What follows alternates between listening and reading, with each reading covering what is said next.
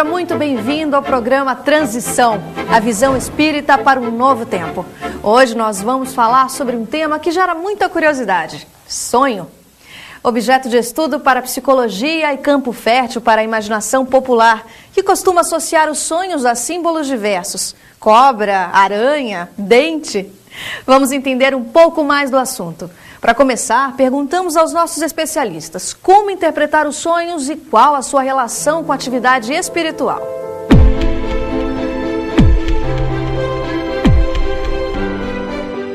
Os sonhos são o resultado de uma pausa que precisamos em relação ao organismo. Nós, espíritos, não precisamos de descanso, mas o corpo não suporta a atividade do espírito incessantemente. É um momento importante na vida das pessoas, porque é o refazimento das energias do corpo. É o momento em que o corpo físico está adormecido, o espírito, ele tem uma flexibilidade, ele tem uma possibilidade de se afastar do corpo. Normalmente isso é chamado de desdobramento, mas é também uma exteriorização do espírito com o seu perispírito. O espírito se afasta um tanto desse corpo que ele está animando e ele vai viver algures, mas ele mantém cordões fluídicos ligados ao corpo que está dormindo. Ele tem constante ligação com o corpo. O corpo não está abandonado, não está inerte, não perdeu a vida. E o espírito apenas se afastou numa emancipação parcial. Não há ruptura dos laços perispiríticos e o espírito se afasta, mas ele fica ainda ligado ao campo físico. É um afastamento parcial e não aquela ruptura completa que ocorre pela ocasião da morte. Esse fenômeno, ele é um fenômeno natural, isso todas as pessoas têm. Tem um capítulo de O Livro dos Espíritos, O Sono e os Sonhos. E os espíritos, a equipe do Espírito da Verdade explica a Kardec que quando o nosso corpo físico dorme, o nosso espírito, acompanhado, revestido de perispírito, vai para o plano espiritual numa forma mais consciente, porque pelo pensamento sempre estamos lá, estamos onde está nosso pensamento. Para mim, o sonho está muito mais ligado às experiências extrafísicas do que ao símbolo que ele represente da vida atual. Então, todo indivíduo, quando vai dormir à noite, invariavelmente sai do corpo. A maioria não se lembra, não é? Por que não se lembra? Por falta de exercício, por conta dos condicionamentos milenares de nós deitarmos e dormir, deitarmos e dormir. E o espírito, ele se afastando, ele se desloca para os lugares do seu interesse. Se ela tem preferência por vícios, por determinado tipo de vida desregrada, é claro que ela vai achar, no momento do sono físico, a possibilidade de expansão, de ir a lugares que às vezes, nem sempre, durante a vida física cotidiana, ela consegue ir. Passamos 8 horas dormindo em média por dia. Um ser que morresse com 60 anos teria passado 20 dormindo. Seria uma ignorância da natureza de 60 anos, 1/3, 20, a gente ficar sem fazer nada. Como você tem uma série de aprendizados durante o seu dia e durante a sua vida, quando você dorme, as suas defesas psicológicas elas baixam. Quando você está dormindo, você vai sonhar com coisas, com conteúdos inconscientes seus, que se você entrasse em contato com eles de maneira exatamente como eles são, você acordaria num pesadelo. Então, para você não acordar e ao mesmo tempo entrar em contato com o aprendizado que você precisa ter, e aí eu fiz o link com o aprendizado espiritual, né? Você sonha para não acordar. E aí você aprende sem acordar. Se nós pegarmos o conteúdo espiritual dos sonhos, nós vamos encontrar que também é possível que durante o sono, que aí nós já falamos em desdobramento do sono, é possível que nós entremos em contato com outras pessoas, num outro plano, e possamos trocar. E ter atividades fascinantes, intensas, positivas, às vezes negativas, dependendo do nível evolutivo do espírito, ele vai se vinculando a determinadas outras pessoas que estão fora do corpo e a espíritos que estão desencarnados e vive experiências do campo espiritual como se estivesse no campo físico. É recreio, portanto, como diz Allan Kardec, que o espírito desfruta junto de espíritos familiares, de espíritos queridos ou junto de desafetos, espíritos perseguidores, que isso tudo também pode acontecer. Temos para mais de 7 tipos de abordagens que podem ser feitas em torno dos sonhos. Desde aquele em que você está próximo do corpo e você sonha com o que está acontecendo com o corpo. Por exemplo, uma goteira caindo em cima de você, o ar-condicionado muito frio, você sonha que está na neve. Quando acorda, é uma goteira. Isso aconteceu comigo. Estava pingando em cima de mim e eu sonhando que eu estava na neve. Eu nunca fui na neve. E quando eu acordei, sentindo gelo, e eu estava no ar-condicionado, com a goteira em cima de mim, eu estava completamente com frio. Um sentimento, portanto, que o espírito registra do impacto daquilo que está acontecendo com o corpo. Mas há sonhos onde ela está fora do corpo e fica lembrando o que ela estava preocupada antes de dormir, ou aquilo que ela fez ou que vai fazer. Então, conversando sobre assalto, ela sonha sendo assaltada. Um concurso que ela vai fazer no dia seguinte, sonha que chegou atrasada, se ela é uma pessoa pessimista, ou se ela é uma pessoa muito otimista, ela sonha que passa fazendo uma prova só. Ela acha aquilo meio absurdo. Aquilo está no campo dos sonhos, das ideações do seu cotidiano. Aliás, esses são os sonhos mais comuns, aonde nós regurgitamos o nosso dia a dia. Eles são muito interessantes para que a gente possa avaliar como é que a gente funciona. Ele serve como mecanismo de autoapreensão, autoconhecimento. De outras vezes, o sonho me remete a vivências no mundo espiritual, onde eu encontro entes queridos.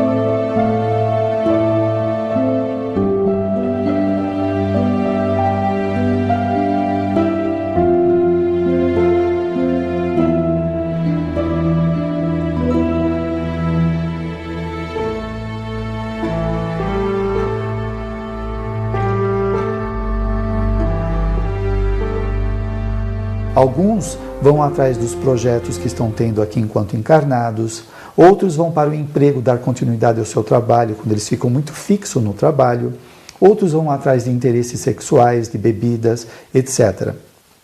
Como outros tantos vão participar de cursos extrafísicos, de universidades, eles vão participar de assistência espiritual, vão socorrer recém-desencarnados ou pessoas que estão sofrendo. E quando o indivíduo volta para o corpo, depois dessa experiência, como o cérebro ele não comporta a multiplicidade das experiências extrafísicas, ele faz uma redução e transforma tudo em símbolo. Mas por que às vezes o sonho parece uma loucura? Kardec diz que temos uma vida, mas que quando vamos acordar, não gravamos suficientemente no cérebro do corpo físico. E nesse caso, quando lembramos alguma coisa, misturamos tudo. Imaginação, desejos não realizados, encontros. Embora esteja em símbolo e a pessoa nem sempre consiga decodificar, mas está no inconsciente dela. Então ela pode voltar, se ela encontrou um parente muito querido, ela pode voltar reconfortada. Às vezes ela estava angustiada que perdeu alguém. Ela volta mais esperançosa, ela sabe que o melhor vai acontecer. Então ela teve um encontro com alguém que foi saciado a saudade. Quando a emoção é real, como por exemplo, eu acordei e senti uma alegria, umas saudades do meu pai, é que houve um encontro. De outras vezes é apenas imaginário, um desejo não realizado. A psicologia apresenta uma interpretação dos sonhos, especialmente a junguiana, porque Carl Gustav Jung teve a possibilidade de analisar e interpretar os sonhos. Ele próprio tinha sonhos também muito interessantes que ele, acordado evidentemente nas suas pesquisas, procurava interpretar.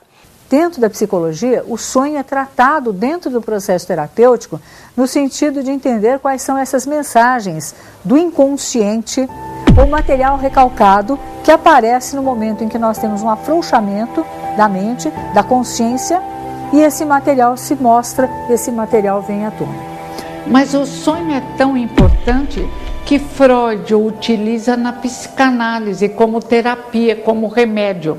Porque como aparecem os desejos não realizados e é uma linguagem também do inconsciente, é possível analisar o sonho e verificar o que a pessoa está querendo através, o que o inconsciente está pedindo através daquele sonho. Juntando as duas teorias, eu acho que Freud, Jung, Maslow, mesmo Skinner, que era behaviorista, jamais poderiam dizer que o sono e o sonho não têm função na vida da gente. E ampliando com a visão espírita, então a gente começa a entender que há necessidade sim de se sonhar para se aprender. Não perca, logo depois do intervalo, existem sonhos premonitórios? É possível prever o futuro? E ainda, lembranças de vidas passadas podem explicar traumas e condicionamentos atuais?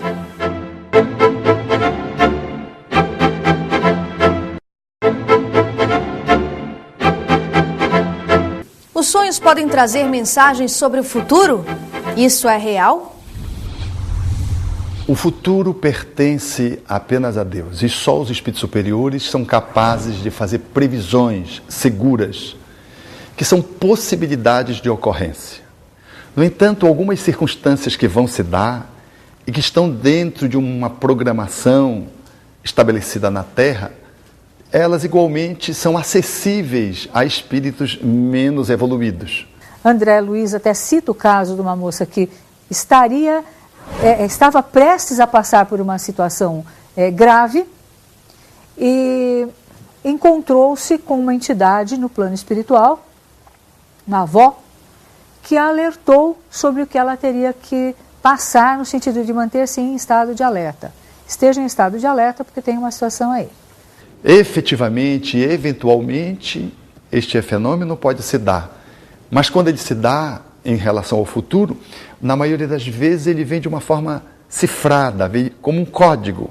Num contexto de psicoterapia ou de psicodinâmica, a interpretação do sonho leva em consideração um monte de coisas. Por exemplo, você sonhou com cobra? Como é que era essa cobra? Ela estava viva, ela estava morta? Você estava onde? Tinha alguém com você? Era de dia ou era de noite? Porque o simbolismo não é a cobra em si. Sonhar com isso é igual a isso, sonhar com isso é igual àquilo, como se houvesse uma tabela. Absolutamente, é muito difícil fazer a interpretação do sonho do outro. Um psicoterapeuta bem alinhado, ele ajuda o sonhador a fazer a interpretação do seu próprio sonho. Porque só quem sonha é que sabe do seu sonho. Alguém pode ajudar a mediar essa interpretação. Mas essa de se encontrar no livro, o resultado para cada sonho do seu significado, muitas vezes é mais uma jogada comercial. Então tem da sabedoria popular também, muita gente que diz, olha, sonhar com queda de dente, alguma coisa relacionada a dente, é morte de algum próximo. As pessoas juram que isso é real, eu não conheço.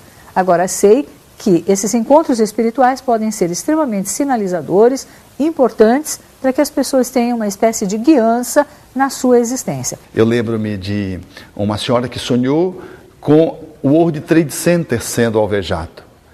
Alguém o chamava para a janela e mostrava, olhe, e ela via as torres sendo alcançadas pelas aeronaves. E ela ficava no estado de pânico, e ele dizia, tenha calma, todas as providências possíveis já estão sendo tomadas para minorar todas as consequências dessa tragédia que está traçada dentro de um planejamento da criminalidade. Ela acordou, foi e contou para a mãe,